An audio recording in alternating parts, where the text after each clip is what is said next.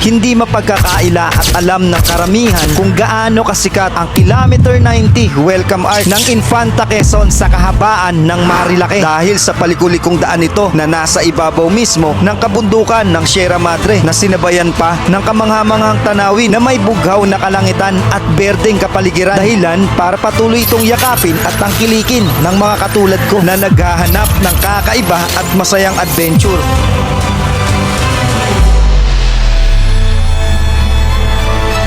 Kung iniisip nyo na ito na ang pinaka-exciting part ng travel adventure na pwedeng magawa dito, ay masasabi kong nasa intro pa lang tayo, dahil sa pagpapatuloy ng ating video ay mas makikilala natin at makikita ang mga kagandahan at pasyalan na meron sa Infanta Quezon, mga dahilan kung bakit ito naging number 1 sa mga listahan na dapat din ninyong mapuntahan, mga lugar na hindi mo pagsasawaan at ang sarap balik-balikan. Sa dami ng mga pasyala na parang hindi kayo mauubusan sa inyong pag-rides dito, ay ito ang iilan sa mga pwede nyong i-consider na pwede nyong mapuntahan. At ang lugar na ito ay ang tinatawag na Tara na sa Gulod. Ang lugar na to ay hindi lang nakilala dahil sa ganda ng mga tanawin na makikita rito, kundi nakilala din ito sa mga naggagandahan nitong talon, batis at ilog. Sa pagpasok nyo nga sa munisipalidad ng Infanta Quezon ay bubungad ang Kilometer 90 Infanta Arch sa kahabaan ng Marilake Highway. Sa sobrang popular ng arc na ito, halos lahat ng dumadaan dito ay talagang humihinto para mag-take ng picture at ng video. Isang katibayan na minsan na nila itong napasyalan. Kaya idol, kung meron ka kahit isa, pakisend naman ng picture sa comment section. Wala rin Pops eh. Wala ba Pops? Wala na? Wala na, Alder TV sa akin. Oo, hindi tayo nag-sticker eh. Mga nakasabay natin kanina mga Pops. So mga idol, sa tagal nga tsaka sa layo ng mga biniyahin natin, ngayon lang ulit tayo nakabalik dito sa arko ng Infanta Quezon. So isa to sa mga bago rito mga idol pagpunta nyo rito sa Kilometer 90. So dito may entrance fee lang na 50 pesos. Ito nga yung may bagong layon dito na ginawa sa tabi mismo ng arko ng Kilometer 90 Infanta Quezon.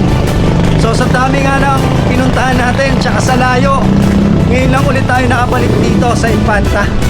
So ito yung arko, no, yung kilalang arko o popular na arko dito, no, sa Quezon.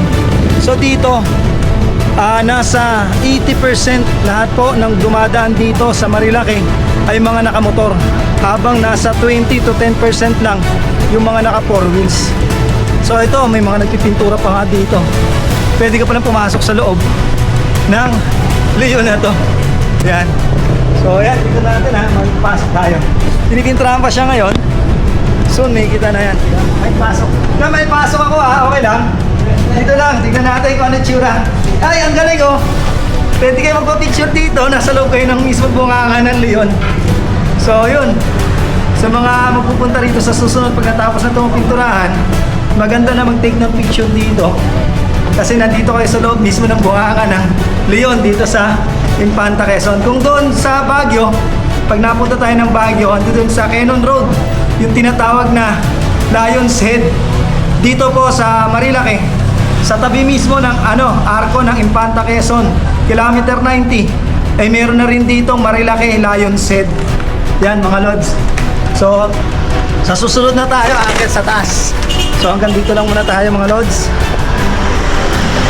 May problema ka kuya, sigaw mo na. Pag ganun pa rito, pag may problema ka, Sigaw lang. dito pala katasisigaw. Ito mo pala rito mga lods yung mga kabahayan dito sa parte na to ng Kilometer 90. Yan. Wow!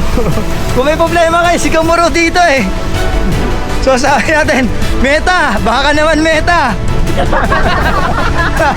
Diba? Sigaw, problema namin ngayon si Meta, napakabad ni Meta sa amin ngayon eh.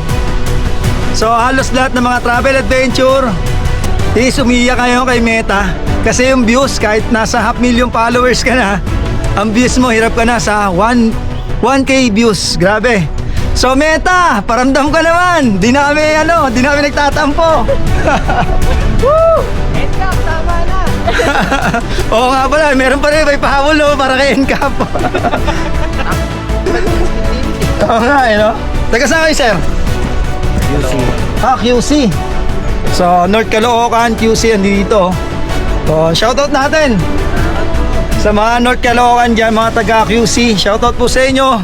Maraming tambay rito ng taga QC sa Infante sa akin. Tambay!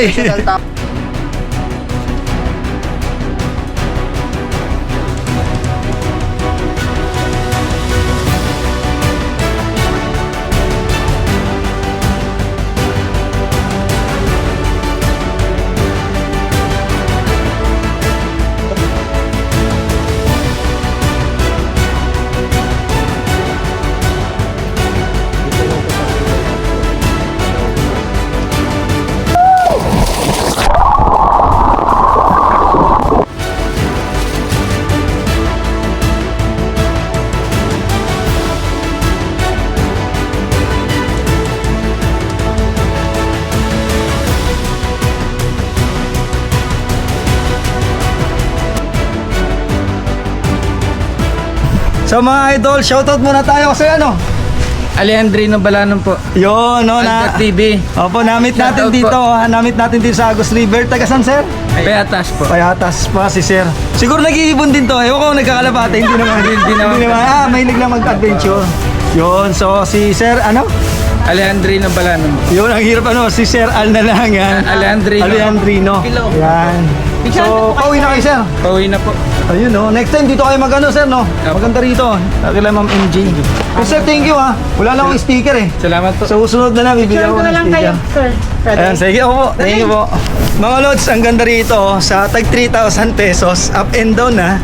Tapos, yun yung makikita ninyo. Dito sa taas, ang ganda. Tapos ganito rito sa taas, mga idol, oh. Aliwalas, may terrace. Tapos mga idol, pag matutulog kayo, ganito siya. Ang ganda, di ba? 3,000 pesos lang yan, ha.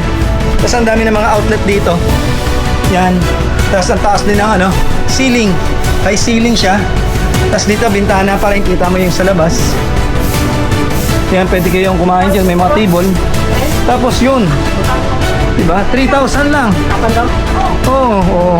Kita mo na lahat, mga idol. Ang dami sa pag-drone pa, so. Ang dami mga nagano, oh. Kaya ko sa pag-drone, oh. Kita nyo, oh. Ayan daw. Oh, di ba? So mga idol, nandito si Ma'am MJ. Siya mismo yung mag-explain or magbibigay ng information dito sa kanyang resort kung magkano ba yung pag-rent ng kanilang mga kubo dito. Kasi yung kubo nila rito, mga idol, napansin ko, sa taas ang tulugan, habang sa baba, meron ding cottage na kung saan mas magandang magpahingahan habang nagtatambayan. So ito yung place nila rito, Ma'am MJ. Ito po bang room na to is magkano to? Ito po ay sa ngayon dahil ay hindi naman siya peak season at hindi summer. Binibigay lang po namin ng 5,000 up and down. 5,000. Opo. Good for ilan yan, ma'am? 16 packs. 16 packs, Free grabe. na po oh. yung 2-burner na gasol. May gasol. Pero may Opo. additional sila pag magluluto sila, ganyan. Ay, wala na po. Wala na. As in Free yun na. utensil.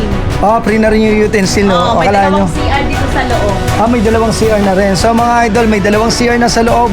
Mayroon na rin kitchen doon kung saan pwede kayo magluto. Nang kasama na po yun, no? Sa 5,000 yung bayad nyo sa paggamit ng kusina. Pati utensil, pati yung gas. So all in na yon. So ma'am, ano yun?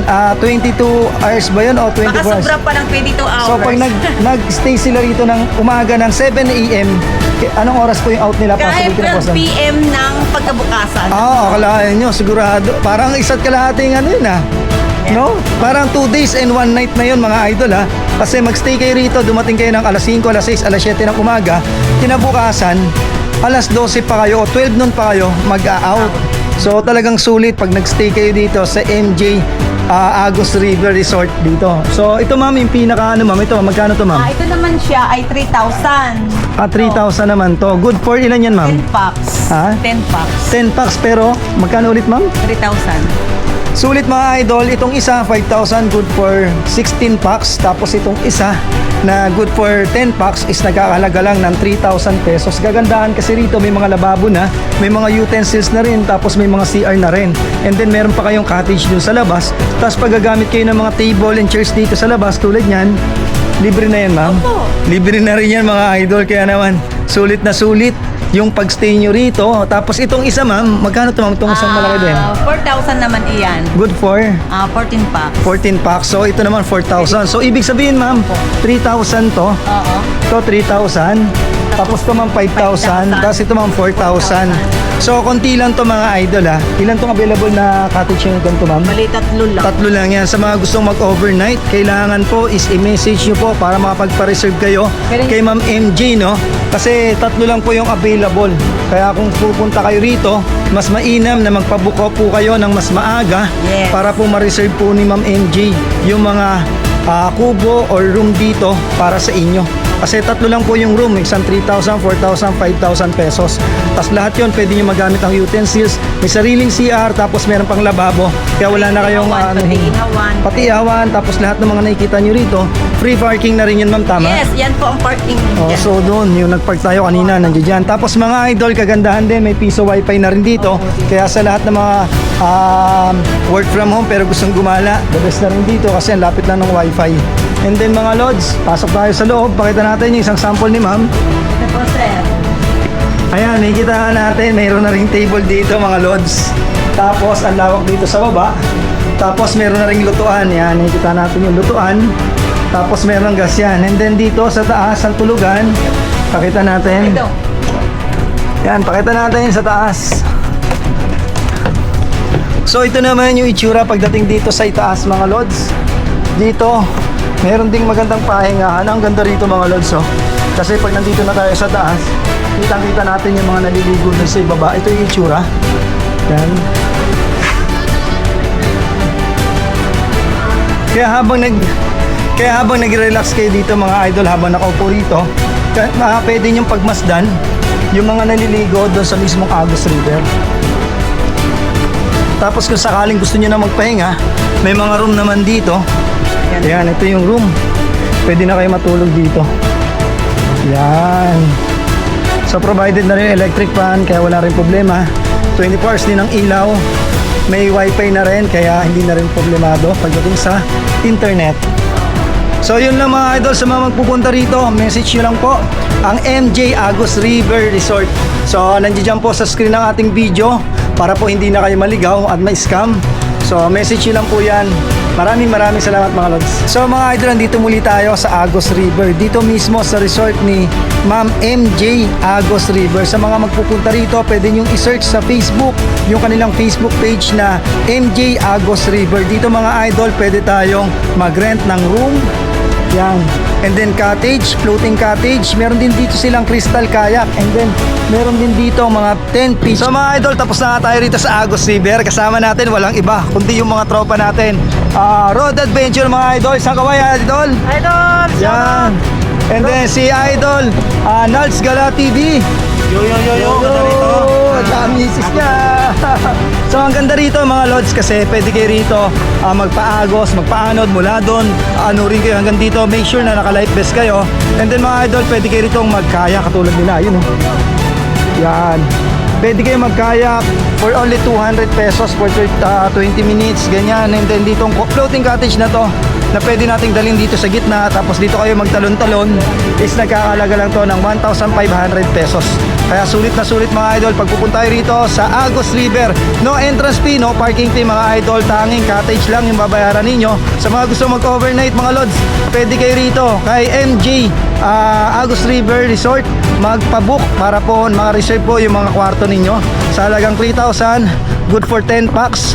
Tapos 4,000 good for 14 packs. Tapos 16 packs naman sa halagang 5,000. 3,000, 4,000, 5,000. Sulit na sulit. Very affordable ang mga rooms nila. And then cottage. Yun lang mga idol. Maraming salamat.